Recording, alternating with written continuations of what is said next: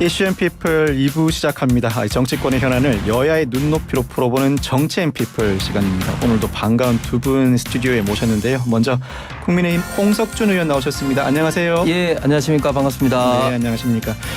그렇습니다. 그 민주당이 절대 의석을 증가하고 있는 현재 국회 그 구조상 또 뭐 국회 선진화법에 의해서 뭐 물리적으로 막을 수 있는 상황도 아니고 이제 통과될 수밖에 없는데, 그런데 이제 분명히 이제 몇 가지를 말씀드리고 싶은 게, 첫 번째는 내일 30일 12월 1일 본회의는 그렇죠. 예산 처리를 위한 본회의로 합의를 본 겁니다. 그런데 지금 이제 예산 과정은 민주당이 많은 상임위에서 정부의 어떤 동의도 받지 않고 막 강행 처리를 하면서 그냥 그게 예결위로 지금 몽창 지금 몰려와서 얘기를 해서 지금 뭘 처리할 수 있는, 심의할 수 있는 절대적인 시간이 안 되기 때문에 지금 예산 처리라는 어떤 기본적인 목적을 달성할 수 없는 지금 상황입니다. 그렇기 때문에 기본적으로 내일 본회의 하는 것은 목적에도 맞지 않는 본회의를 지금 한다. 이건 명백히 이거는 국회법에도 지금 어긋나고 상호 신뢰 원칙에서도 어긋난다는 점을 먼저 밝히고 싶고, 그다음에 방금 박상현 의원이 말씀하신 방통위원장 탄핵 근거는 전혀 근거가 없는 겁니다. 대표적으로 예를 들면 권태선, 대표적으로 드는 게 이제 권태선 위원장의 그 이제 그 해임권인데, 그것이 이제 가처분이 받아들여지고 지금 현재 항고에서 지금 이제 고등법원에 지금 심사 중에 있습니다만, 그런데 그것은 권태선 이사장 해임권은 이동관 방통위원장 오기 전에 이미 되는 겁니다. 이걸 이동관 방통위원장의 탄핵 사유를 한다? 이건 말이 안 되는 것이죠. 다른 것도 마찬가지고요. 그다음에 손준성 검사라든지 특히 이정석 검사, 차장검사 같은 경우는 물론 문제가 있으면은 내부 징계로 해결하면 되는 겁니다. 그런데 탄핵이라는 즉 헌법상의 조건이 헌법과 법률의 직무상 수행함에 있어서 중대한 위반이 있을 때라는 이런 어떤 엄격한 조건에 있는 이런 어떤 탄핵을 이렇게 막 이렇게 휘두르는 게 과연 맞는 것이냐. 저는 이런 부분에 대해서 거대 야당의 어떤 심판을 다음 총선에 국민들로부터 반드시 받을 지점이라고 생각합니다. 탄핵 사유가 성립하지 않는다는 말씀이시고요. 법사위원장하고 이 문제는 관계없죠. 11월 30일과 12월 1일 예산 그 본회의는 예산 처리입니다. 예산 처리. 이 법안 처리가 아닙니다. 그래서 마치 이제 친구 간에 이제 식사를 하기 위해서 약속을 했는데 이제 한 친구가 이제 밥을 먹어서 이제 식사했던 필요성이 없어진 겁니다. 그럼에도 불구하고 다른 한 친구가 굳이 식당에 가서 밥을 먹는 것이 아니라 거기 가가지고 뭐 다른 쪽으로 가야 된다고 지금 주장하는 거예요. 그다음에 그 이동관 방통위원장 탄핵이 되면 지금 굉장히 국민에게 미치는 영향이 큽니다. 예를 들면 12월 달에 KBS를 비롯한 지상파 뭐 제어가 어떤 문제라든지 또 국민들로부터 뭐 예를 들면 문제가 되는 사이트나 통신상 이런 걸 의결을 최종적으로 해야 되는데 그걸 의결을 못 하게 됩니다. 그래서 굉장히 지금 국민에게 미치는 영향이 큼에도 불구하고 지금 민주당이 강행 처리하려고 하고 있는 겁니다. 알겠습니다. 민주당 내부에서는 이 부분도 상당히 첨예하게 대립하고 있습니다. 이 권리당원의 표 가치를 높이는 방안, 지금까지는 대의원과 권리당원의 표가 60대 1이었으면 적어도 20대 1 미만으로 조정하자는 안건이 지난 27일에 당무위원회 이미 통과했고 다음 달 7일 중앙위원회 의결을 예정하고 있는데, 총선이 코앞으로 다가온 이 시점에 굳이 왜 이와 같은 개정을 강행하는가, 이 점을 두고 말이 많습니다. 먼저 어떻게 홍 의원님 보시는지.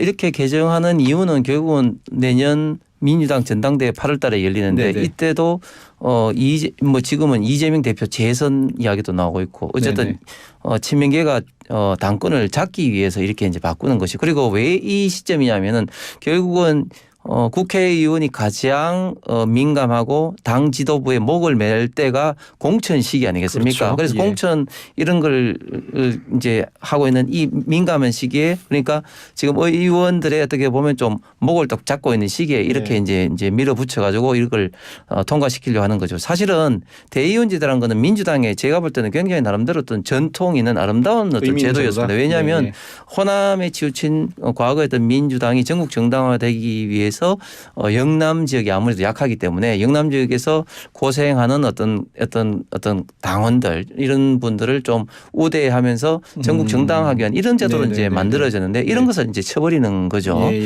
그 다음에 또 이낙연 대표 있던 민주당의 어떤 도덕성 상실이라는 어떤 그런 걸로 어제도 강하게 말씀하셨지만 2015년도에 당시 문재인 대표가 어떤 공천 혁신 내지는 어떤 혁신 도덕성에 가장 중요하게 지금 생각한 게 기소를 당하면은 이제 공천 안 주겠다. 그런 어떤 당원 당규를 있는데 그거를 지금 이재명 대표가 와가지고 본인의 어떤 방탄의 어떤 문제 때문에 딱 없애면서 지금 그 민주당에서 기소를 당하거나 아니면 재판하는 사람이 지금 수십 명이 지금 되는 겁니다. 네. 그런 어떤 상황에서 민주당의 과거에 아름다운 어떤 도덕적 내지는 이런 전국 정당화는 이런 모든 원칙이 지금 허물어지고 있다. 그런 점에서 저는 이낙연 전 대표가 굉장히 신중하고 진중하기 때문에 엄중 뭐 낙연 뭐 진중 낙연 이런 별명도 있는데 이런 분이 굉장히 민주당을 비판하면서 오히려 국민의힘에는 결과는 알 수 없지만 혁신의 어떤 시도는 뭐 평가를 한다 그런 말씀도 하셨고 특히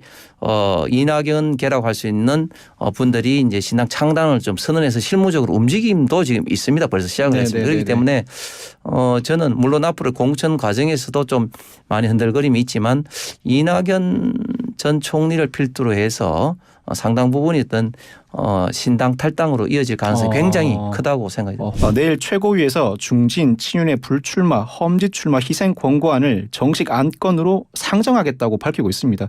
홍 의원님 보시기에 정식 안건으로 상정해서 채택될 가능성이 있다고 보시는지. 일단 뭐 정식 안건으로 상정은 될 겁니다. 그리고 지금 혁신위원장 이뇨한 위원장이 들어오셔서 여러 가지 굉장히 좀 당을 위해서나 국가를 위해서 좋은 정책 어젠다를 던졌죠. 통합 그리고 2호안건으로 뭐 희생, 3호안건은 미래 뭐 등등등 안을 던졌습니다. 이 안건은 제가 생각할 때는 우리 당을 위해서는 저는 받을 수밖에 없다. 받을 수밖에 없다. 받을 수밖에 없다. 이걸 안 받는 순간 저는 굉장히 당이 내년 총선에 국민으로부터 좋은 평가를 받기가 힘들다고 생각합니다. 이제 문제는 받더라도 어떤 시기의 어떤 문제라든지 이제 어떤 어떤 뭐 방식의 어떤 문제 뭐 이런 거는 이제 남아 있겠죠.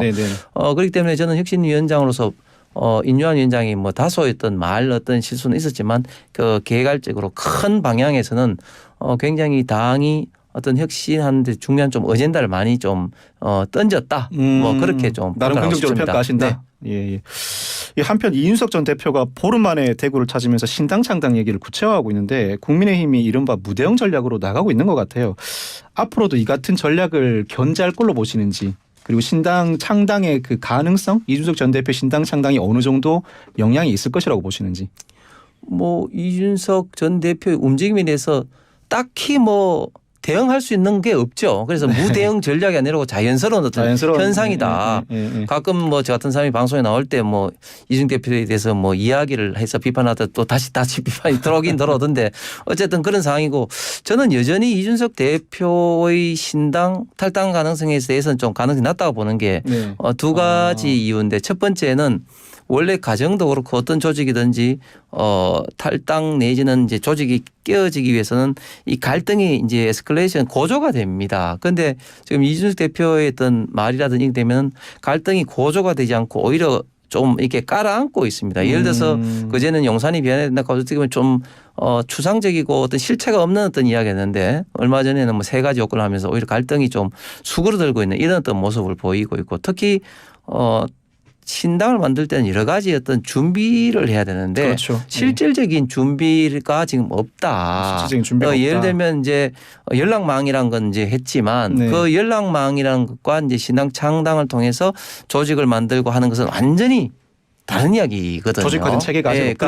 그렇습니다. 그런 면에 봤을 때는 아직까지는 이준석 그 전 대표가 당에 남아서 본인의 어떻게 보면 좀 역할을 좀 하고 싶은 구애의 몸짓을 자꾸 이제 다른 방식으로 지금 하고 있다. 이런 생각입니다. 복귀 가능성을 여전히 열어두고 있다는 말씀이시네요. 그렇습니다. 국민의힘이 3년 만에 당무 감사를 진행해서 최근 끝냈는데 결과를 공개하지 않고 있잖아요. 이 당협위원장 중에 현역 의원 그중에서도 영남권 현역 의원 물갈이를 위한 사전 포석이라는 얘기가 나오는데 여기서 고배를 마신 분들이 이준석 신당으로 향할 것이다라는 관측도 나오는데 이 부분은 다소 다수 논리 비약이라고 봐야 할까요? 예, 일단 이준석 신당의 전제자 차이가 굉장히 저는 좀 약하다고 보고 네. 그리고 합리화 가능성이 사실상 조금 어려운 게 네. 지금 내년 총선이 4월 11일인데 이제 공천 작업이 뭐 1달부터 본격화돼서 이제 수도권부터 이제 발표가 되고 영남권이 좀 가장 늦게 네. 뭐 2월 말 3월 초중순 한 달 전까지 이제 발표가 됩니다. 네, 네, 네. 그렇게 되면 사실상 물리적으로 그 공천에 떨어지신 분들이 설사 이준석 신당이 만들어진다 하더라도 합류해서 뭐 할 어떤 그런 시간이 사실은 물리적 시간 자체가 조금 네. 좀 여의치가 좀 않다는 좀 말씀을 드리고 3년만은 아니고 사실은 간이 당무 감사를 코로나 때문에 네, 간이라는 네, 네. 이름 붙여서 하긴 계속 해 왔습니다. 하셨군요. 예. 해 왔는데 결국은 이제 이것이 하나의 좀 참고 자료일 뿐이고 네.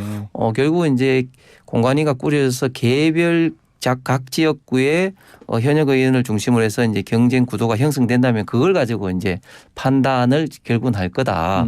예를 들면 이제 21대에서 그때 당시에 곽상도 의원이 그 대구에서는 사실은 이제 성적이 굉장히 안 좋았음에도 불구하고 이제 단수 공천을 받은 그런 어떤 사례가 왕왕왕 있거든요. 네, 그렇기 네, 때문에 네. 결국은 하나의 어떤 참고 자료일 뿐이지만 어쨌든 지금 현재 당의 어떤 구조상 영남을 기반으로 하는 지역구 의원들이 많기 때문에 상대적으로 물갈이 대상도 영남에 조금 집중될 수밖에 없는 그런 좀 네네. 구조적인 상황인 것 같습니다. 말씀 고맙습니다. 예, 감사합니다. 감사합니다. 지금까지 홍석준 국민의힘 의원